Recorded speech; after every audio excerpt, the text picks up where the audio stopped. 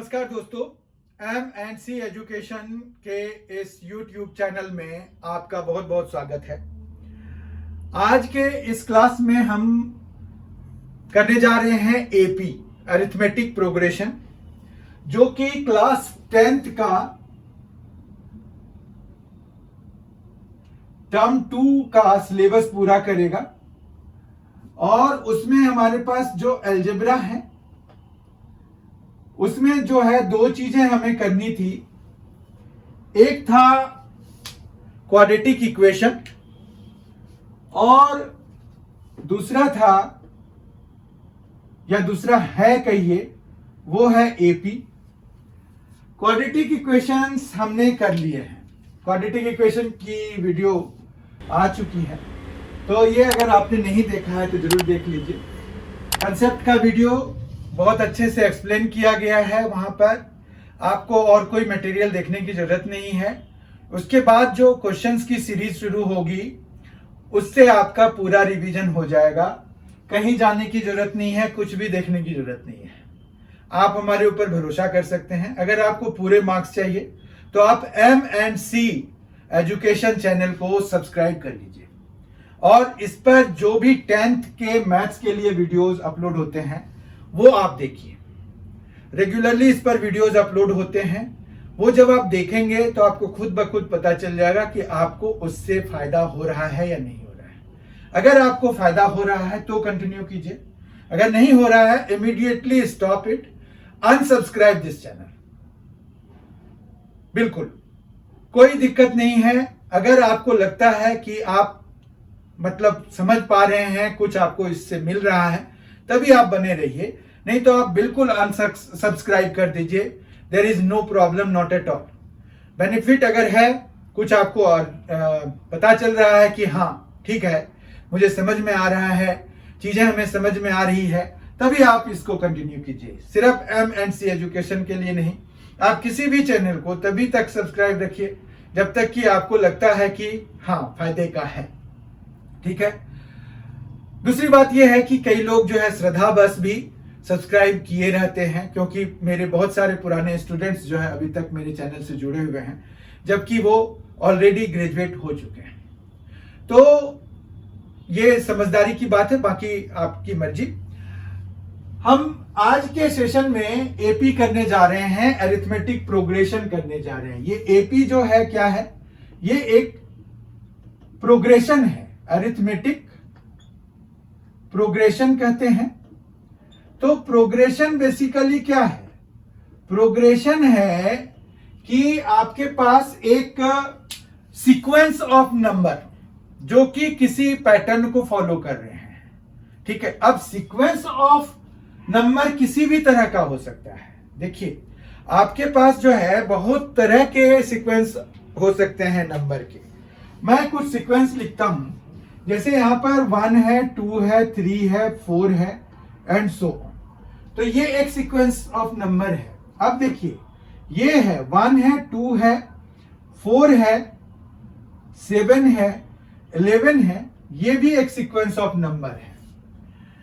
उसके बाद हमारे पास एक सीक्वेंस ऑफ नंबर है, 1 है, 2 है, 3 है, 5 है, 8 है, 13 है एंड सो ऑन। ये तीनों ही सीक्वेंस हैं। एक और सीक्वेंस ले लेते हैं, 2 है, 4 है, 8 है, 16 है, 32 है एंड सो ऑन। तो आप अगर देखिए, ये सभी सीक्वेंस ऑफ नंबर्स हैं। क्यों है? क्योंकि ये एक डेफिनेट पैटर्न फॉलो कर रहे हैं। पहले वाले को अगर देखिए तो आप 1 ऐड करते जाइए और आपको अगला नंबर, अगला टर्म मिलता जाएगा। यहां पर सबसे पहली बात यह है कि अभी मैंने बोला एक टर्म, तो टर्म को जानिए। टर्म क्या है? ये जो सीक्वेंस है, इसमें जितने भी नंबर्स कॉमा से सेपरेटेड हैं वो सारे क्या कहलाते हैं? टर्म कहलाते हैं। तो टर्म जो है, यहां पर जैसे 4 टर्म्स आपको दिए हुए हैं, लेकिन इसमें जो है बहुत सारे टर्म्स हैं। तो टर्म्स जो है आपको पता होना चाहिए क्या है। इन सभी को, जैसे जो नंबर्स अपीयर हो रहे हैं कॉमा से सेपरेटेड है, तो उनको हम टर्म्स कहते हैं। ठीक है। 1 2 3 4 ये टर्म्स हो गए, 1 है टर्म, 2 है टर्म, 4 है टर्म। अब देखिए पहला वाला जो सीक्वेंस हम देख रहे हैं तो उसमें हर एक टर्म अपने प्रीवियस टर्म में 1 ऐड करने से आपको मिल रहा है, जबकि दूसरे में देखिए क्या हो रहा है, ये देखिए 1 और 2, तो 1 ऐड करने से मिला, फिर 2 में 2 ऐड करेंगे तो 4 मिलेगा, 4 में 3 ऐड करेंगे तो 7 मिलेगा, 7 में 4 ऐड करेंगे तो 11 मिलेगा। ठीक है, इसी तरह से ये भी एक सीक्वेंस हो गया, क्योंकि ये प्रोग्रेशन है। प्रोग्रेशन इसलिए है क्योंकि ये एक डेफिनेट पैटर्न को फॉलो कर रहा है, तो पैटर्न ही एक प्रोग्रेशन हो गया एक तरह से।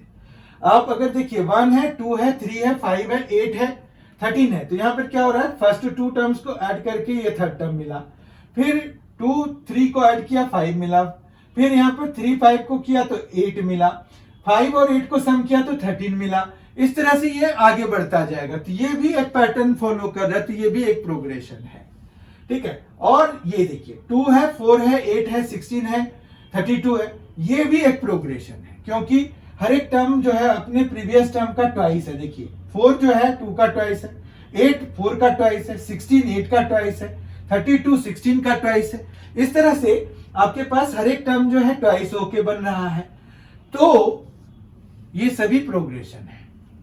तो इसमें जो है जिनमें की डिफरेंस सेम है हर एक टर्म में, मतलब 2 कंसेक्यूटिव टर्म्स लीजिए, डिफरेंस आपका सेम है, तो उस तरह के जो प्रोग्रेशन है सिर्फ वही प्रोग्रेशन आपका अरिथमेटिक प्रोग्रेशन कहलाएगा। मतलब ये हमारा सिर्फ एपी है।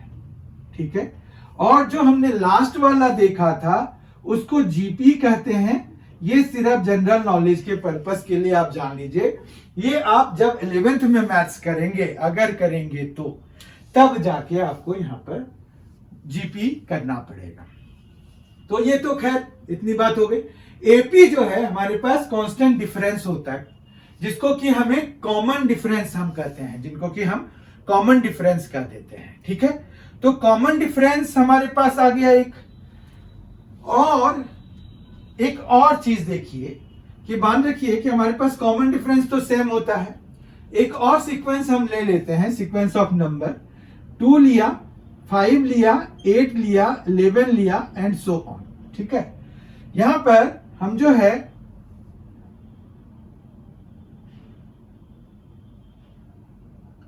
यहां पर 23 पे हमने स्टॉप कर दिया। ठीक है, तो जब हमें लास्ट टर्म पता हो किसी सीक्वेंस का या किसी प्रोग्रेशन का, तो उसको हम एक नाम देते हैं फाइनाइट सीक्वेंस। ठीक है, अब अगर ये एपी में है तो हम इसको फाइनाइट एपी कहेंगे। लेट अस चेक कि ये एपी में है कि नहीं। कैसे चेक करेंगे, तो यहां पर 2 है, 3 5 हो गया, फिर 5 प्लस 3 8 हो गया, 8 प्लस 3 11 हो गया, 11 प्लस 3 14 हो जाएगा, तो यहां पर मान रखिए 14 है, 14 प्लस 3 17 हो जाएगा, और 17 प्लस 3 तो 20 हो जाएगा, और 20 प्लस 3 से 23 आ गया। ठीक है, तो यानी कि यहां पर हर एक में प्लस 3 ऐड करने से आपको मिल रहा है, तो ये एक एपी बना रहा है। तो ये फाइनाइट एपी है। जबकि अगर आप पहले वाले को देखिए तो ये जो है क्या है, यहां पर आपके पास एंड नहीं दिया हुआ है, मतलब लास्ट टर्म नहीं दिया हुआ है, तो इसको हम क्या कहेंगे, इनफाइनाइट एपी कहेंगे। ठीक है, तो इनफाइनाइट एपी क्या है और फाइनाइट एपी क्या है, ये अब आपको पता चल गया है। फाइनाइट एपी में क्या होगा, आपको लास्ट टर्म प्रोवाइडेड रहेगा, जबकि इनफाइनाइट एपी में आपका लास्ट टर्म प्रोवाइडेड नहीं रहेगा, nth टर्म प्रोवाइडेड नहीं रहेगा। ठीक है, अब इसका जनरल रिप्रेजेंटेशन देखते हैं। जनरल रिप्रेजेंटेशन कैसा होगा, तो एपी का जनरल रिप्रेजेंटेशन होगा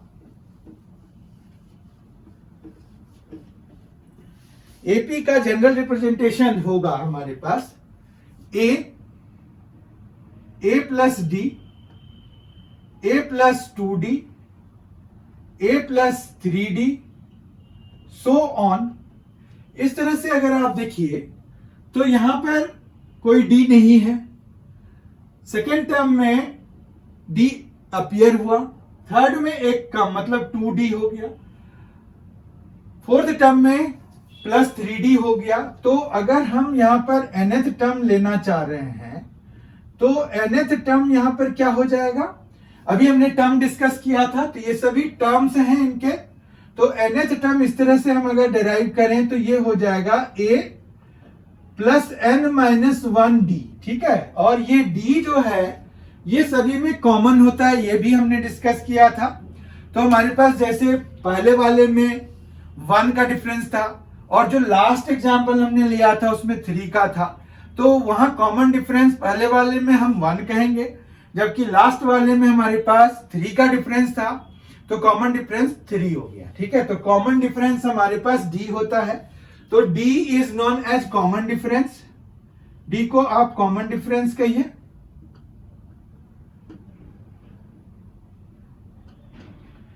d कॉमन डिफरेंस होता है। और ये हम हमेशा कैसे निकाल सकते हैं, तो कोई भी दो टर्म्स ले लीजिए। तो मान रखिए कि हमने a प्लस 1 वाला टर्म ले लिया और माइनस a कर दिया। तो जब भी आपको nth टर्म दिया हुआ है तो उनमें से n की वैल्यूज डाल करके आप जो है दो कॉन्जिक्यूटिव टर्म्स ले लीजिए, बना लीजिए, और उनका जब डिफरेंस निकालेंगे आप तो आपको कॉमन डिफरेंस मिल जाएगा। तो कॉमन डिफरेंस निकालना आसान है, कोई भी दो कॉन्जिक्यूटिव टर्म्स लीजिए, बाद वाले में पहले वाले को माइनस कर दीजिए। और इस d की वैल्यू के लिए आपके पास कोई ऐसा रूल नहीं है, d आपका नेगेटिव हो सकता है, पॉजिटिव हो सकता है, या जीरो भी हो सकता है। जब जीरो हो जाएगा d तो उसको हम कांस्टेंट AP कहेंगे, ठीक है। तो d हमारे पास क्या हो सकता है, ग्रेटर देन जीरो हो सकता है, d इक्वल टू जीरो हो सकता है, और d लेस देन जीरो हो सकता है। जब ये जीरो होगा तो उसको हम क्या कह देते हैं, कांस्टेंट AP कह देते हैं, ठीक है। तो इस चीज को ध्यान रखिए आप कि कब इसको हम कांस्टेंट AP का नाम दे देते हैं, कांस्टेंट सीक्वेंस हो जाता है उस केस में, ठीक है। इतना समझ में आ गया। nth टर्म आपको निकालना आ गया।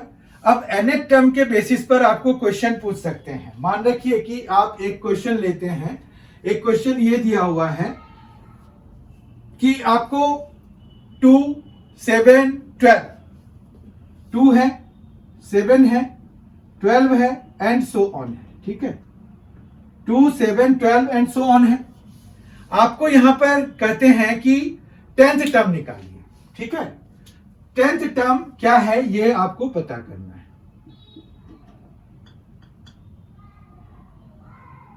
10th टर्म क्या है ये आपको पता करना है। 2 है, 7 है, 12 है। तो 10th टर्म निकालने के लिए आप जो है फॉर्मूला कौन सा लगाएंगे, nth टर्म का। nth टर्म का फॉर्मूला कौन सा है, ये है, ठीक है। तो nth टर्म के लिए हम यही यूज करेंगे।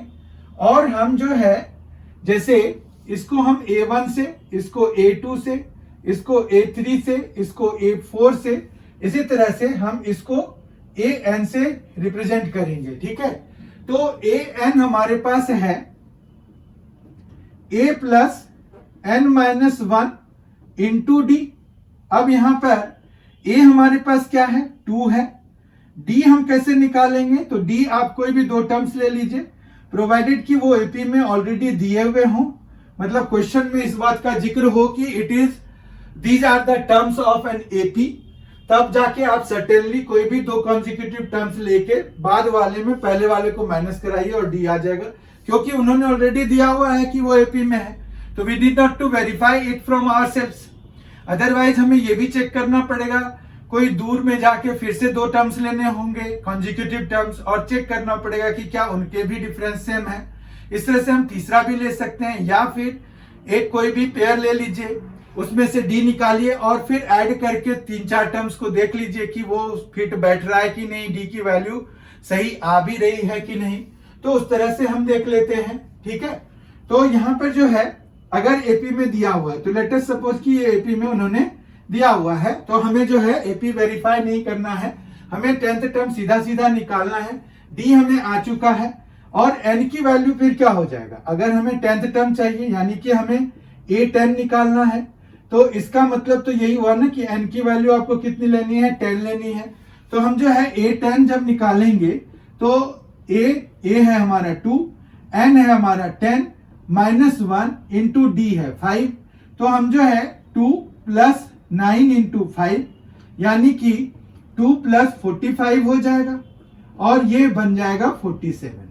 तो 47 will be the answer for this question. समझ में आए?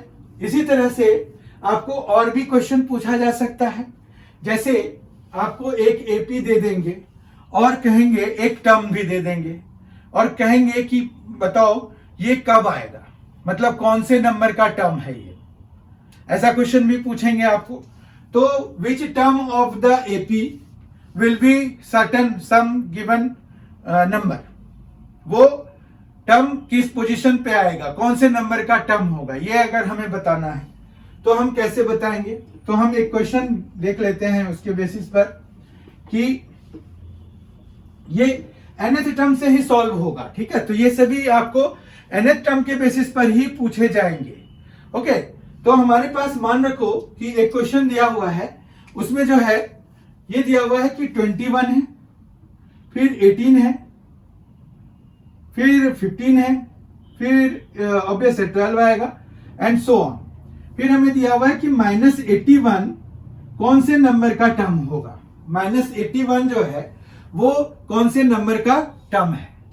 फिर ये कह रहे हैं कि क्या जीरो कोई टर्म बनेगा क्या, अगर जीरो नहीं बनेगा तो क्यों नहीं बनेगा, और अगर बनेगा तो क्यों बनेगा, इसका भी हमें बताना है, डिटेल बताना है। तो हम पहले ये देखते हैं कि हमारे पास जो है 81 जो -81 है वो इसके किसी टर्म में आएगा कि नहीं आएगा। तो यहां पर सबसे पहले देखिए आपका ये ए है, ए आ गया 21, ठीक है, डी आ गया 18 माइनस 21, 18 माइनस 21 से डी आ गया तो वो आ गया -3, ठीक है। अब जो है यहां पर हम ये सपोज कर लेते हैं कि nth टर्म इसका -81 है, तो हम यहां पर ये भी ले लेते हैं कि an जो है -81 के बराबर है। अब an का फॉर्मूला लगा देते हैं। an का फॉर्मूला होता है a plus n minus 1 into D, और ये हम मान रहे हैं कि -81 के बराबर है। ठीक है, बात यहां तक कोई दिक्कत नहीं है। अब जो है a हमारा 21 है, प्लस n तो हमें निकालना ही है, तो n minus 1 will be there, d है -3 और ये -81 के बराबर है। अब हम इसको सॉल्व कर देंगे to get the value of n, और n की जो वैल्यू आएगी वही हमारा आंसर हो जाएगा कि इतने नंबर वाला टर्म जो है हमारा -81 है। तो उसके लिए हम क्या करेंगे, इसको सॉल्व करेंगे, तो माइनस बन के ये 21 उधर जाएगा, तो हमारे पास जो है 102 हो जाएगा, तो n-1 हो जाएगा -102, और अपॉन में फिर ये -3 से करा देंगे डिवाइड, तो ये जो है माइनस दोनों जगह से कैंसिल हो जाएगा, 3 3 जा 9, 3 4 जा 12, 34 हो गया। 1 जब हम उधर ले जाएंगे तो n हमारा आ गया 35, ठीक है। तो 35th टर्म जो है इसका, इस एपी का 35th टर्म वो है हमारा -81, ठीक है। अब हम आ जाते हैं दूसरे पे, ये मतलब हो गया कि 35th टर्म है, ठीक है। तो आप यहां पर लिख सकते हैं कि भाई 35th टर्म हो गया। अब जो है जीरो के लिए हम पता करना चाह रहे हैं, तो हम फिर से यहां पर वही पता करेंगे कि let an is equal to 0, ठीक है। तो हमारे पास यही सिचुएशन आएगा, इधर लेफ्ट साइड में तो यही रहेगा ना, 21 रहेगा प्लस n-1 रहेगा, इंटू में -3 रहेगा, इक्वल टू 0 हो जाएगा, ठीक है। फिर यहां पर जो है n-1 इज इक्वल टू क्या हो जाएगा, -21 बाय -3, तो यह हो गया 7, तो n इज इक्वल टू 8 आ गया। तो इसका मतलब हो गया कि ये जो 0 है वो 8th टर्म है, ठीक है, 8th टर्म 0 के बराबर है।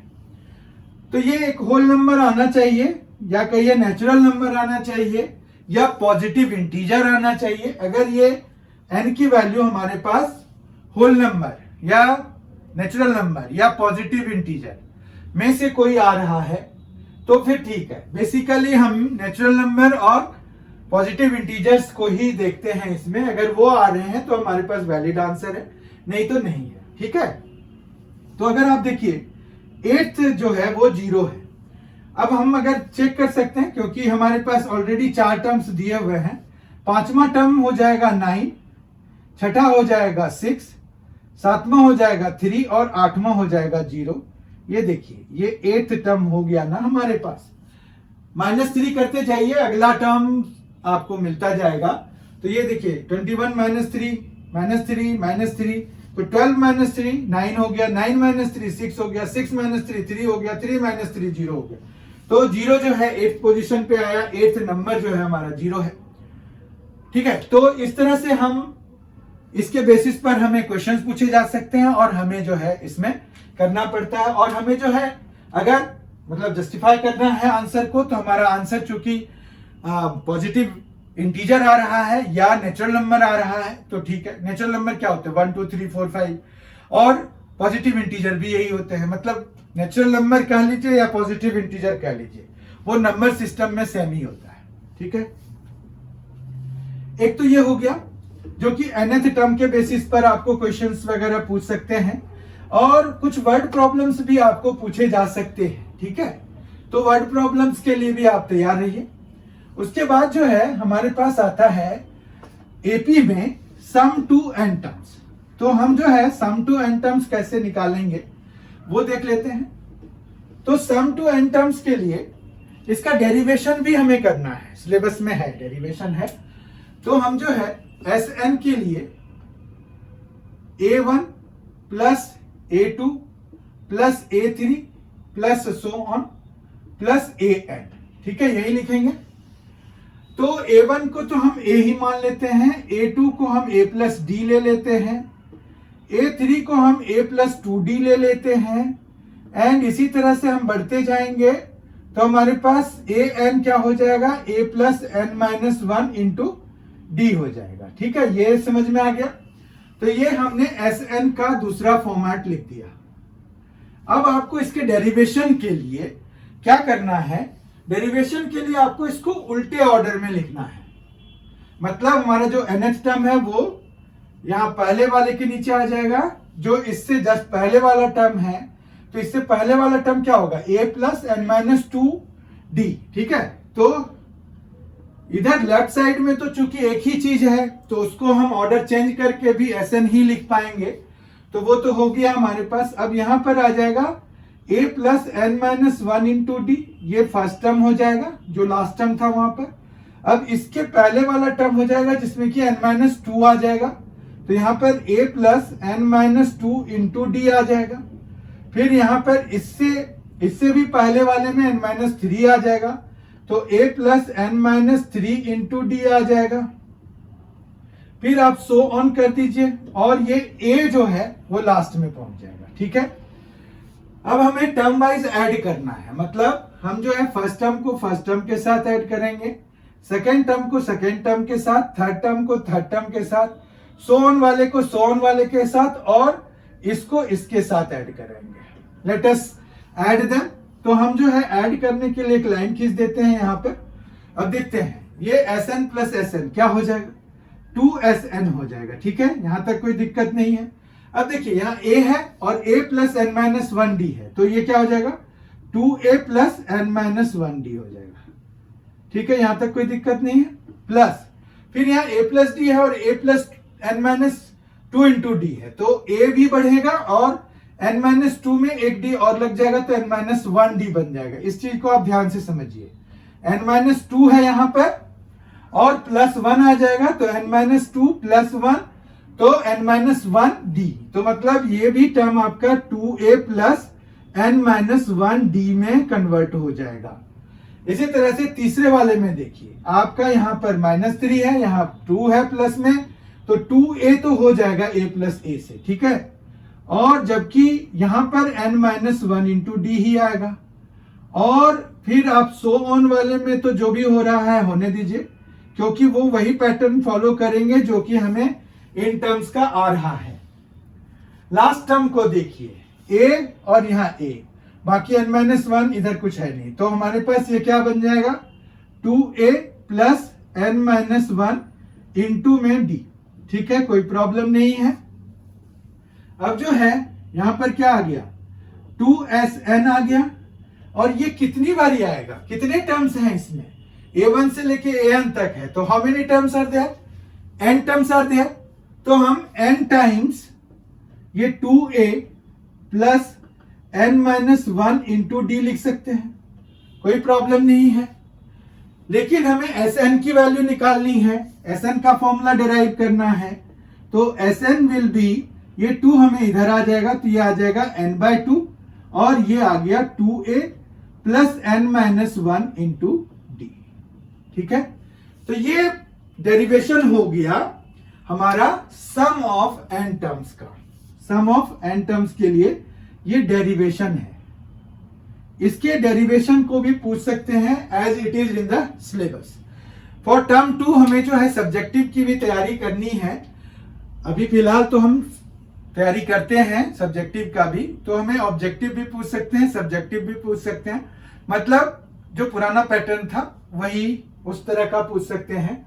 तो और बाकी इट विल डिपेंड अपॉन जब वो कोई नोटिफिकेशन इस तरह का लाते हैं, तो वो हम डिस्कस कर लेंगे व्हाइल इन द कोर्स। जैसे ही as and when they will release some notification we will discuss them है। तो ये Sn का फॉर्मूला हो गया। अब Sn का एक और फॉर्मूला है, देखिए यहां पर n/2 है, तो n/2 रहने दीजिए। और ये जो 2a है उसको हम a और प्लस a तो लिख सकते हैं, और n minus 1 into D, n minus 1 into D है। ठीक है, अब आप यहां पर देखिए ये जो है a plus n minus 1 D को हम nth टर्म भी लिखते हैं। ठीक है, तो ये a प्लस a n हो जाएगा, समझ में आया। तो ये जो है Sn का दूसरा फॉर्मूला हो गया। Sn का दूसरा फॉर्मूला ये हो गया जब आपको फर्स्ट टर्म और nth टर्म दिया हुआ है। तो कई बार आप फर्स्ट टर्म को तो a से रिप्रेजेंट कर देते हैं, इसको l से रिप्रेजेंट कर देते हैं। तो आप जो है a प्लस एल भी कहीं कहीं देखेंगे कि फॉर्मूले में लिखा हुआ है। तो आपको ये फॉर्मूला भी ध्यान रखना है कि Sn का एक दूसरा फॉर्मूला भी होता है। अगर आपको nth term, number of term और फर्स्ट टर्म, मतलब फर्स्ट टर्म, लास्ट टर्म और नंबर ऑफ टर्म्स दिया हुआ है, तो आप सीधा सीधा ये वाला सेकेंड वाला फॉर्मूला लगा करके निकाल सकते हैं। और अगर आपको a, n और d दिया हुआ है तब आप ये वाला फॉर्मूला लगाइए। ठीक है, तो ये दोनों ही Sn के फॉर्मूले हैं। डेरिवेशन ये है। अगर आपको पूछते हैं कि derive the formula for Sn, तो आप ऐसे निकालेंगे।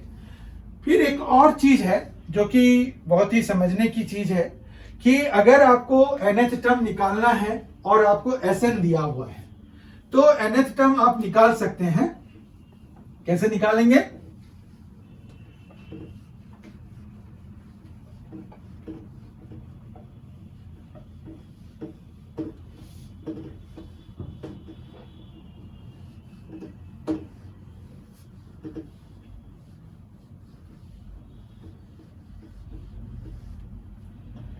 an निकालना है हमें। तो an इज इक्वल टू आप लिखिए Sn माइनस Sn माइनस 1। तो आपका जो है मतलब इसकी जो भी वैल्यू होगी वो nth टर्म निकल जाएगा उस AP का, प्रोवाइडेड कि ये AP में दिया हुआ है तब। ठीक है, तो ये जो है आपका AP का nth टर्म निकालने के लिए है, जबकि आपको सम ऑफ n टर्म्स दिया हुआ है। ठीक है, तो हम ये वाला फॉर्मूला लगा के निकाल लेंगे। कुछ क्वेश्चंस कर लेते हैं, एक दो क्वेश्चंस कर लेते हैं। हमें सम ऑफ 22 टर्म्स निकालने हैं। ठीक है, मतलब S22 हमें निकालना है, सम ऑफ 22 टर्म्स। फर्स्ट 22 टर्म्स हमें अगर निकालना है, और हमें जो AP दिया हुआ है वो है 8, फिर है 3, फिर है -2 एंड सो ऑन। ठीक है, हमें S22 निकालना है, तो इसके लिए हमें क्या क्या चीजों की जरूरत होगी, तो वो है कि हमें A तो हमें मिल गया, D हमें मिल जाएगा 3 - 8 से, तो वो मिल गया -5। ठीक है, अब S22 अगर हमें चाहिए तो वो आ जाएगा n/2 इंटू 2a, तो 2 × 8 प्लस 22 माइनस 1 और इंटू में डी है -5 का, और ये बन जाएगा हमारे पास। ठीक है, आप देखिए हमने कौन सा लगाया, n/2 2a plus n-1 into D. अब ये हो जाएगा 11, ये हो जाएगा 16 प्लस ये हो जाएगा 21 इंटू -5। 11 इंटू 16 माइनस 105 हो गया। तो ये आ गया कितना, 11 हो गया ये तो, और ये जो 16 है तो 89 आ जाएगा, तो इंटू में -89 हो गया। अब 89 और ये इंटू करा दीजिए तो माइनस में ही हमारा आंसर आएगा। अब 89 इंटू 11 जब कराना है तो आप 89 को ऐसे लिख दीजिए, 9 हो गया, 7 हो गया और ये 9 हो गया। ठीक है, तो हमारे पास 979 आ गया। तो 979 will be the required answer, मतलब S22 sum of 22 sum of first 22 terms of the given AP 8 3 -2 and so on, ये हमारा आंसर आ गया। ठीक है, अब जिस तरह से हमें nth टर्म के बारे में पूछा गया था, तो उसी तरह से ये भी पूछा जा सकता है कि कितने टर्म्स हम लेंगे जो कि सम किसी AP का कुछ बन जाए। ठीक है, AP का सम बन जाए कुछ, तो उसके लिए हम क्या करेंगे।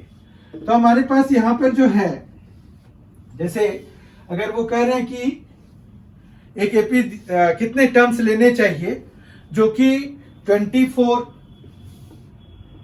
21, 18, ये जो है इनका जो सम है, मतलब कितने टर्म्स लें जो कि सम इनका 78 हो जाए, सम 78 हो जाए। हमें चाहिए क्या, how many terms should be taken so that the some is 78 for this AP। ठीक है, तो हम जो है इसको जब सॉल्व करेंगे तो उसके लिए हमें फिर से A और D चाहिए होगा। तो ये A है और D के लिए हम माइनस करा देंगे, तो 21 माइनस 24 हो गया, तो -3 हो गया। Sn हम इसको सपोज कर लेते हैं। ठीक है, जो दिया होता है उसको हम Sn सपोज कर लेते हैं। तो Sn इज इक्वल टू 78 है। Sn का फॉर्मूला है हमारे पास n/2 2a plus n-1 into D, और इज इक्वल टू 78 हो गया। n है हमारे पास क्या, n है हमारे पास निकालना है उसको, वही आंसर हो जाएगा हमारा। 2a, a क्या है, a हमें पता है 24 प्लस n फिर से हमें निकालना है n-1, d हमारा -3 है और ये इक्वल टू 78 के बराबर है। ठीक है, अब हमें इनको सॉल्व करना पड़ेगा। तो n-2 है, यहां पर हो गया 48, यहां पर आ जाएगा -3n और +3। ठीक है, और ये इक्वल टू 78 हो गया। ठीक है, अब जो है इसको सॉल्व करना है अगर, तो 78 इंटू 2 करा देते हैं, तो n इंटू 48 प्लस 3, तो ये हो जाएगा 51। ठीक है, तो 51 हो गया और -3n, और ये इक्वल टू हो जाएगा 156। ठीक है, 156 हो जाएगा क्योंकि ये 2 जो है 78 से मल्टीप्लाई हो जाएगा। और इस तरह से हमारे पास एक क्वाड्रेटिक इक्वेशन जो कि हमने लास्ट सेशन में पढ़ा था वो बन गया, और वो बन गया -3n² प्लस 51n और -156 इक्वल टू 0। अब ये क्वाड्रेटिक इक्वेशन को आपको सॉल्व करना पड़ेगा। सॉल्व करने के लिए हम -3 कॉमन ले सकते हैं, जो कि तीनों में आ रहा है। आप देखिए ये भी 3 से डिविजिबल है, और माइनस तो हम कॉमन इसलिए लेंगे क्योंकि ये जो लीडिंग टर्म है, लीडिंग टर्म क्या होता है, जो हाईएस्ट डिग्री टर्म है वो हमारा नेगेटिव नहीं होना चाहिए, तो इसीलिए हम इस -3 को कॉमन लेंगे। तो -3 जब हमने कॉमन लिया तो n² आया पहले वाले टर्म में, -17n आया दूसरे वाले टर्म में, और +52 आया तीसरे वाले टर्म में। ठीक है, अब हमें स्प्लिटिंग द मिडिल टर्म लगाना है। यहाँ देखिए हमें क्या गया है, n square minus 17n plus 52 is equal to 0। तो हम जो है यहाँ पर n स्क्वायर माइनस ये देखिए 52 चाहिए हमें, तो कितना कैसे हम करेंगे, तो 13 इंटू 4 होता है 52, तो हम एक 13 लेंगे n माइनस 4n और प्लस 52, ये स्प्लिटिंग द मिडिल टर्म लगा दिया। आपने लास्ट वीडियो सेशन में क्वाड्रेटिक इक्वेशन किया था, तो वहां पर आप देख लीजिए कि कैसे हम स्प्लिटिंग द मिडिल टर्म लगाते हैं। तो हमने स्प्लिटिंग द मिडिल टर्म लगा दिया, वहां पर हमने सीखा है स्प्लिटिंग द मिडिल टर्म।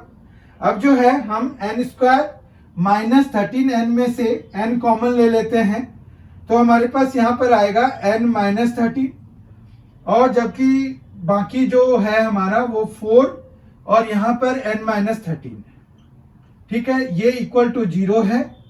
अब दो फैक्टर्स आ गए, n माइनस 13 आ गया एक, और एक आ गया n minus 4 is equal to 0। तो यहां से n इज इक्वल टू एक तो 13 आया और दूसरा आया 4। तो हमारे पास 13 टर्म्स का भी सम जो है 78 होगा, फर्स्ट 13 टर्म्स का भी सम 78 होगा, जबकि 4 टर्म्स का भी सम 78 होगा। तो दो आंसर्स आ गए और ये दोनों ही वैलिड हैं। वो इसलिए है क्योंकि a जो है हमारा पॉजिटिव है और d हमारा नेगेटिव है। तो कभी कभी ये भी पूछ देते हैं कि एक्सप्लेन द डुअल आंसर, मतलब जो दो आंसर्स आपको मिले हैं उसको आप एक्सप्लेन कीजिए कि क्यों मिले हैं। तो यहां पर ये डुअल आंसर क्यों है, ये डुअल आंसर है क्योंकि हमारे पास फॉर इज बिकॉज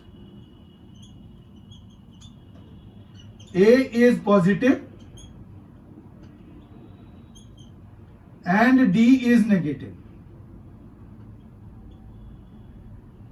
जब ऐसा होता है कि हमारे पास दोनों के साइन ऑपोजिट हो जाते हैं तो हमें डुअल आंसर्स मिलते हैं। इसकी भी वजह है क्योंकि क्या होगा कि ये जो फिफ्थ टर्म मतलब फोर्थ टर्म तक का सम तो 78 है, फिफ्थ टर्म से लेके 13th टर्म जो होगा उनका सम 0 हो जाएगा, क्योंकि नेगेटिव डी है तो कुछ टर्म पॉजिटिव रहेंगे कुछ नेगेटिव रहेंगे, वो कंपनसेट होके 0 हो जाएगा।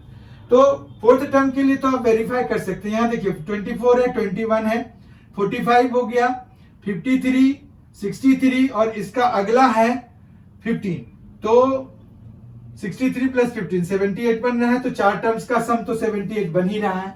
13 के लिए भी आप वेरीफाई कर सकते हैं, और ये इसलिए हो रहा है क्योंकि a जो है हमारा पॉजिटिव है, d हमारा नेगेटिव है, मतलब फर्स्ट टर्म हमारा पॉजिटिव है, कॉमन डिफरेंस हमारा नेगेटिव है, इस वजह से ऐसा हो रहा है। एक तो ये बात हो गई, और एक और एक्सप्लेनेशन ये है कि फिफ्थ टर्म से 13th टर्म तक का जो सम होगा, फिफ्थ टर्म से 13th टर्म तक का जो सम है वो 0 है। इसीलिए हमें दोनों ही केसेस में, मतलब S13 भी हमारा 78 है और S4 भी हमारा 78 है, ठीक है।